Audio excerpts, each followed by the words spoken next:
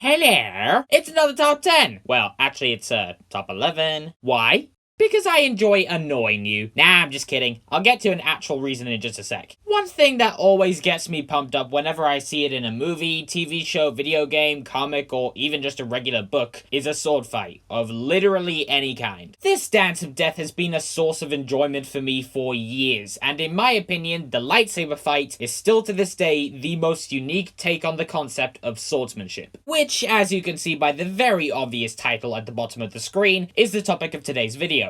And I couldn't think of a better time to talk about lightsabers than today. Speaking of today, may the Force be with you! Today I'm gonna be talking about my personal 11 favorite lightsaber fights in the entire Star Wars saga. Why 11? Because out of the ones I picked, I just couldn't leave this list at 10. So without further ado, let's get down to business. Number 11. Qui-Gon Jinn and Obi-Wan Kenobi versus Darth Maul, the Phantom Menace. To kick things off, we have the absolute best part of the Phantom Menace. This fight is so awesome that when I first saw it as a kid, it tricked me into thinking the Phantom Menace is actually good. I have talked about how much I dislike the Phantom Menace in the past, but I will not deny that this battle is amazing. One of the biggest reasons this fight is so awesome is because of Darth Maul. The dude looks cool, he's athletic and agile as hell, and he has a double-bladed lightsaber. When I first saw this fight, I saw the first blade ignite and I was like, oh okay, cool lightsaber fight. Can't wait. Then the second blade ignited, and I was like,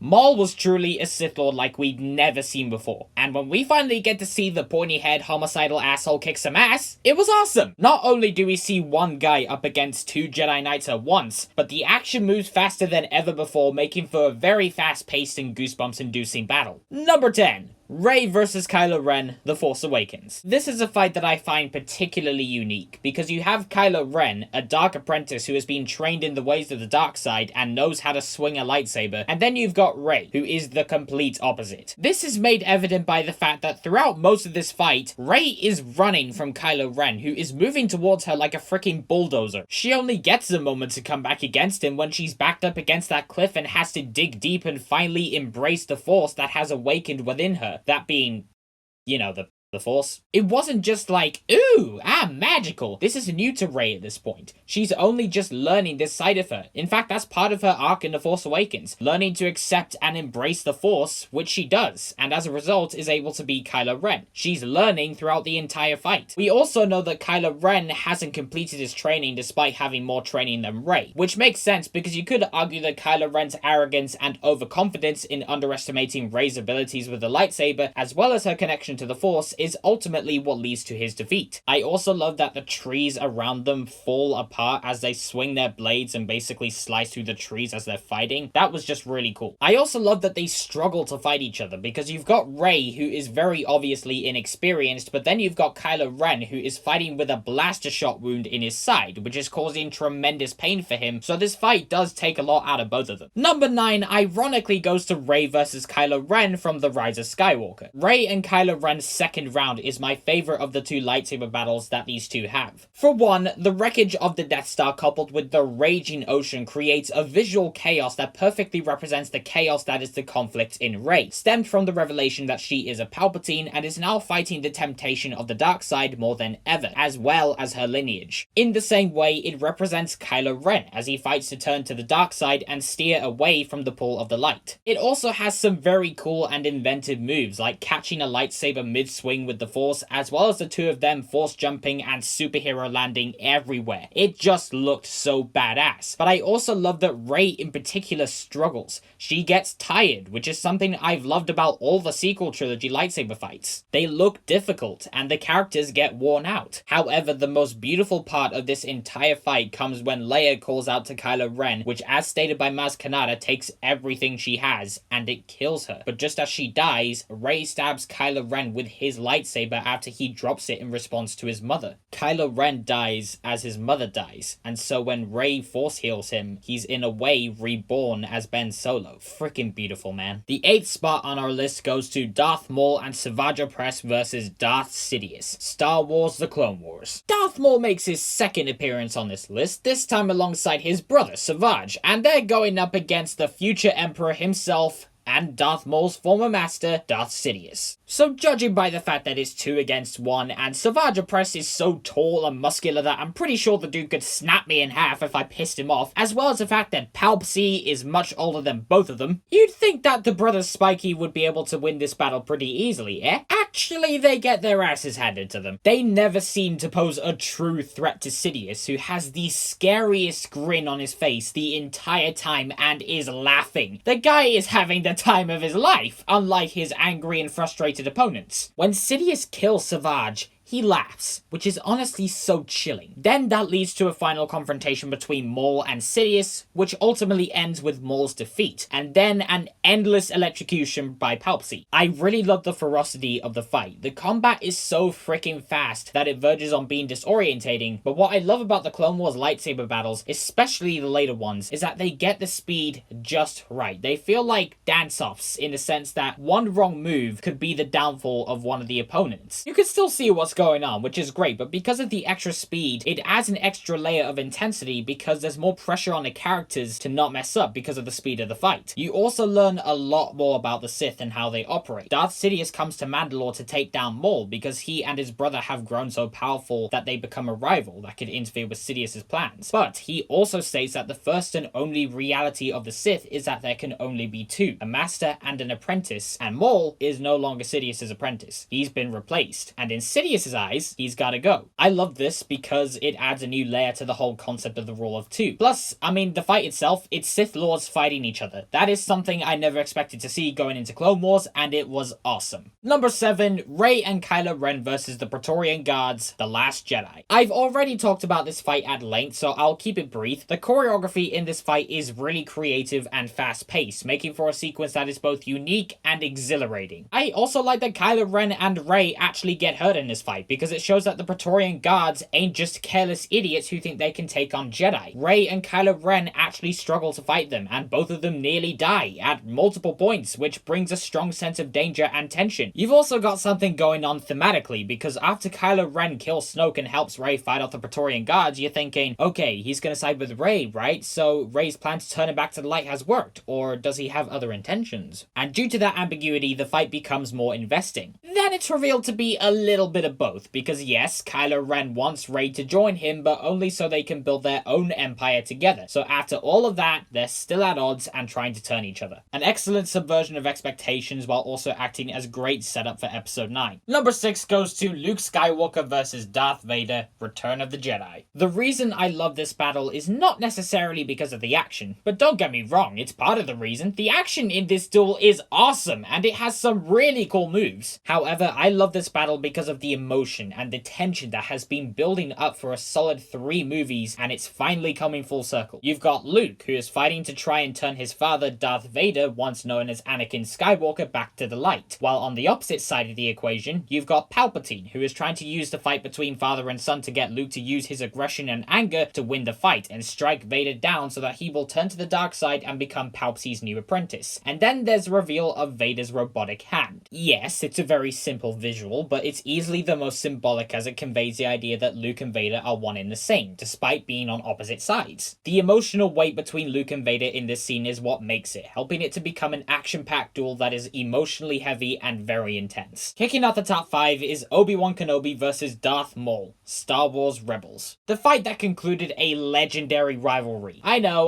loads of people have dissected this scene, even Sam Witwer himself, the voice of Maul, has done it. And even if I do this, I will probably end up saying something that loads of other people have already said. So that's exactly what I'm going to do! I love this fight because it shows a tremendous sense of character growth. In the beginning of the fight, when Obi-Wan ignites his lightsaber in response to Maul's, he goes straight to his Clone Wars pose, aka the Ewan McGregor pose. At that point, Obi-Wan Kenobi was the sort of dude who would go and fight the Republic's war and commit acts of violence with his signature witty, provocative and cocky attitude, the warrior Obi-Wan Kenobi. He goes into this pose because he is fighting an adversary from his past, an adversary that has caused him tremendous pain. He took away his master, he took away his friends, he took away the woman he loves, and Obi-Wan going straight to that pose is symbolic of all the pain that Maul has caused him, and he reverts back to that pose because it's representative of who Obi-Wan was when all that happened. So Maul, in a dark, twisted way, has brought out the younger version of Obi-Wan. So as Sam Witwer put it, like a person meeting their high school bully or someone they didn't like years later. Then Obi-Wan goes into his Alec Guinness pose, which is symbolic of Obi-Wan thinking, yeah, I'm not that dude anymore, showing that Obi-Wan has grown beyond who he was in the Clone Wars. Now he's older, wiser, and he has a purpose: to protect Luke Skywalker, so he becomes a protector, Ben Kenobi. Then, in his final move, he takes the pose of his master, Qui-Gon Jinn. Not only is he honoring his master, but also playing a trick on Maul. Maul does the exact same thing Obi-Wan does.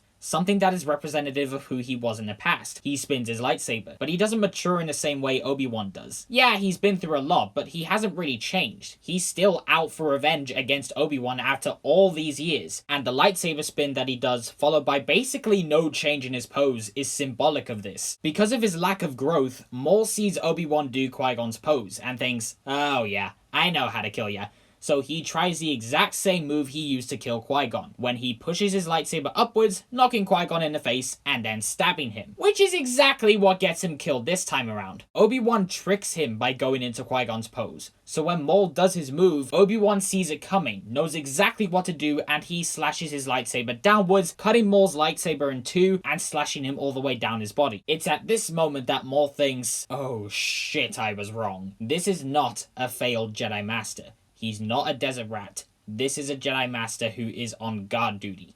And Maul realizes that the someone that this Jedi Master is trying to protect is the Chosen One. Maul's mistake was to view Obi-Wan as a projection of himself. He thought Obi-Wan was hiding like a coward, even though that's basically what Maul has been doing. He realizes that because Obi-Wan has chosen to end this fight so quickly, that this must be the most important guarding post in the galaxy. I love the simplicity of the fight. It's short but sweet, because it conveys Obi-Wan's growth as a character and juxtaposes it with Darth Maul's lack of growth. It also has an unexpectedly beautiful and emotional ending to it. Obi-Wan cradles Darth Maul the same way he cradled Qui-Gon and the same way he cradled Satine. Both of those people were victims of Maul, and Obi-Wan cradling Maul the same way he cradled Maul's victims suggests that Maul is a victim of himself, his own darkness, which stopped him from growing and rising above his flaws the same way Obi-Wan did. And the scene ends with them having a similar version of the final conversation that Qui-Gon had with Obi-Wan. Despite how short it is, I love this fight because of how symbolic and conclusive it is. It ends one of the most notorious rivalries in a beautifully constructive and emotional way. Number 4 goes to Ahsoka versus Darth Maul. Star Wars: The Clone Wars. I'm just gonna say it. This is the best lightsaber fight we ever got out of Clone Wars. The fight feels more real because the movement of the characters is more fluent and realistic, and the lightsabers themselves, as well as when the blades clash, feel like they have more weight and pressure to them, adding a layer of realism to them, which is more than likely because they actually used mocap with this one, with Darth Maul's choreography being performed by the man himself, Ray Park, the stuntman slash actor who portrayed Maul in The Phantom Menace, and Ahsoka's choreography being performed by Lauren Mary Kim, who did the stunts and fighting for the Armorer in The Mandalorian. The choreography in this fight is nothing short of incredible, and the tension and emotional weight in this scene is so much more prevalent than I thought it would be. Maul revealing that he knows about Order 66, that he knew Anakin was being groomed into becoming Sidious's new apprentice and wanted to lure Anakin to Mandalore so that he could kill him and rid Sidious of his new apprentice, with Ahsoka then fighting Maul, acting on her faith in Anakin that he would never turn to the dark side, which of course he does,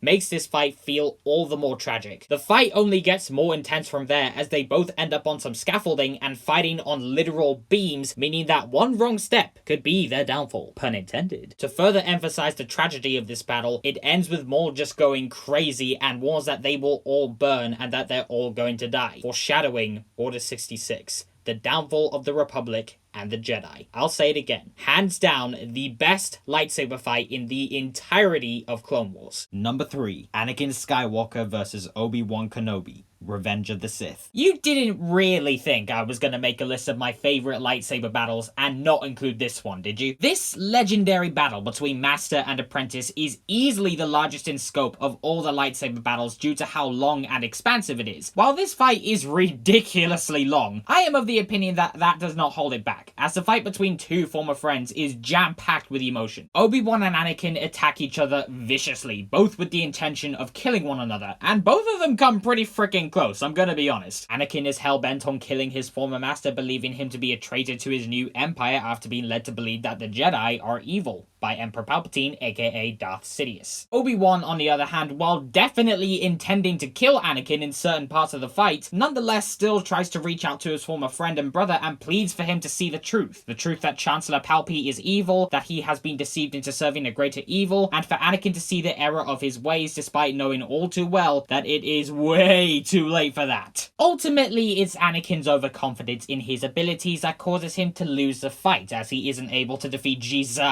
Obi-Wan Kenobi, who severs his legs and his one remaining arm, which is followed by scorching insult to injury as the whiny little shit is burnt to a crisp. What came after pretty much goes without saying, but I'm gonna say it anyway, is the creation of one of the greatest villains of all time. Number 2, Ahsoka Tano versus Darth Vader. Star Wars Rebels. Oh boy! This one gives me the chills. And the tears. Ah! The third battle between Master and Apprentice on this list. The fuck is it with Masters and Apprentices in this galaxy? The former Padawan of Anakin Skywalker finally comes face to face with her former master and friend. Due to the fact that prior to this fight, she had visions that alluded to Anakin Skywalker being Darth Vader. I think that she knew who Darth Vader was before this fight, or at least she's 75% sure, but she's in denial of that. She has so much faith and love for her friend that she refuses to believe that Anakin Skywalker could become a monster such as Darth Vader. She only truly comes to terms with that fact when she hears him say her name, not in the voice of Darth Vader, but the voice of Anakin Skywalker. To up the emotion even more, when Ahsoka tells him that she won't leave him, not this time, Vader stands there in silence, which tells me that Ahsoka actually manages to get through to Anakin very briefly. The hole in the mask that Ahsoka slashed open with her saber, revealing Vader's pale skin, is symbolic of the small amount of good that is still burning within Anakin, suggesting that he hasn't totally turned to the dark side. There's still a good man in there somewhere. When Vader has the entirety of his mask on, he doesn't refer to Ahsoka by name at all. Hell, earlier in the show, he refers to her as the apprentice of Anakin Skywalker. That's Darth Vader talking, which can also be seen in the way that he talks about himself in the third person, by claiming he destroyed Anakin Skywalker, which is obviously Vader saying that he isn't that person anymore. That person is gone. However, when Vader's mask is torn open, he refers to Ahsoka by name. That's Anakin Skywalker talking, which in a weird way suggests that Anakin and Darth Vader are two different personalities fighting for control of the same body. So when Vader stands there in silence after Ahsoka promises that she won't leave him, the two personalities were fighting for control. But because Vader is so strong in the dark side of the Force, he beats Anakin and takes control and instantly goes back into I wanna kill you mode. Anakin is like a small speck of light that exists within this body, which is symbolized by the fact that his pale skin contrasts with the darkness of his suit, which looks like it's enveloping him, suggesting that while there is still light in him, it's a smidge compared to the dark within him, which is why Anakin is only briefly able to break through the darkness and reach out to Ahsoka. Ahsoka sees this, which is why I think she stays behind to confront Vader, so that she can try and reach out to him more, and also because she just doesn't want to leave him. When she realizes that the temple is on the brink of collapse, she stabs her lightsabers into the ground, which obviously leads to Vader falling through the floor and surviving. Yeah, she does get pulled through the time portal thingy by Ezra into the world between worlds, or whatever the hell that was, but I'm pretty sure she did that knowing it would get her killed, but also because she thinks that by letting Vader live, there is still a chance Anakin can come back from the dark, which eventually he does. I really love how ferocious the fight is, because both of them are trying to kill each other for the majority of the fight, but Ahsoka is being overwhelmed by Darth Vader's brute strength, which takes a lot out of her. Hell, she even gets thrown off a freaking cliff at one point, and by the end she can barely get up. But it also takes a lot out of Vader, considering they're fighting for quite a while. He falls through the floor, and he takes some pretty bad hits, such as a lightsaber to the freaking face! Sure, it's not the most expansive fight, it's easily one of the most emotional and heartbreaking, while still being just fracking awesome, which is why it's my favorite lightsaber fight, right behind the number 1 pick. Speaking of number 1, Luke Skywalker versus Darth Vader. The Empire Strikes Back. The first official duel between Will Skywalker and Daddy Skywalker. Frickin' Skywalker's always trying to kill each other. I mean, honestly. Easily the most slow-paced fight in the saga, which is a really good thing because the fight does draw a lot of tension from that and its length. It also manages to evoke terror but also exhilaration. The best example of this is in the beginning of the fight with the visual of the two shrouded in darkness with their lightsabers glowing in the dark as they slash back and forth, surrounded by smoke and shadow. Luke goes into this fight with a complete sense of overconfidence in his abilities, like father like son, which ultimately leads to his downfall, as because of this he doesn't realize that because his training at this point isn't complete, he's basically no match for Vader. This is shown in the way that Vader goes into this fight calm and calculated. Vader knows that he's too powerful for Luke, and so he's practically toying with the poor guy for the majority of the fight, which could be used as an argument to say why this fight goes on for so long. I think Vader at this point is powerful enough to end this fight pretty quickly if he wants to, but I'm guessing he toys with Luke and drags the fight on longer than it could have been to test him, but also to show how powerful the dark side is compared to the light, which compared to Luke, who again isn't as well trained as Vader at this point, is pretty freaking strong. Vader overwhelms Luke with his strength in the dark side of the Force by tossing things at him with the Force and putting a shit ton of strength into every swing of his lightsaber, causing Luke to almost stumble every time he blocks one of Vader's swings. And by the end of this fight, Luke is scared, he's tired, he can barely keep himself on his feet, and eventually he loses his hand. Yeah, really like father and son now, eh? This fight also concludes with possibly the greatest twist in all of film. The twist that Vader is Luke's father.